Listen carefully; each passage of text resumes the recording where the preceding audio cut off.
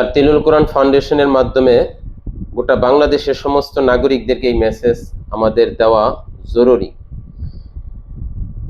যেই চৈতালি রায় বাংলাদেশের সার্বভৌমত্ব নিয়ে কথা বলেছে, বাংলাদেশের স্বাধীনতাকে নিয়ে কথা বলেছে, তার সাথে কোনো আপোষ চলবে না।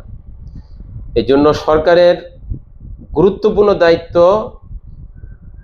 এই সার্বভৌমত্বকে নিয়ে ষড়যন্ত্রকারী জনগণের বিপক্ষে অবস্থান নিয়েছে তাকে জনসম্মুখে উপস্থিত করে 48 ঘন্টার মধ্যে তার বিচার বাস্তবায়ন করতে হবে এবং এই সার্বভৌমত্বকে নিয়ে কথা বলার সাহস, সে কত টাকার বিনিময়ে এই কথা বলেছে সেটা তাকে বের করতে হবে।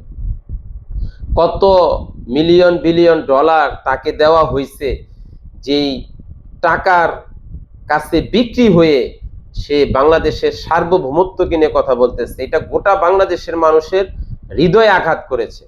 সুতরাং কোন অবস্থাতেই তাকে ক্ষমা করা যাবে না। সে অমার্জনীয় ক্ষমার কাজ করেছে।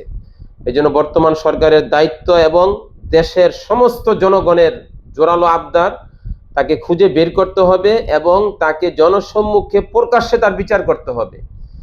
স্বাধীন বাংলাদেশের গুণ বাদ দিয়ে অন্যদের গুণ গাবে, স্বাধীন বাংলাদেশে বসবাস করে দেশের নুন খাবে, দেশের সব কিছু করবে, তার বিচার এখন সময়ের দাবি।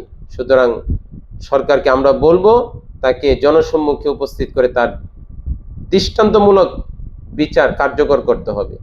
আল্লাহ আমাদেরকে বোঝার আমল করার তৌফিক দান করুন।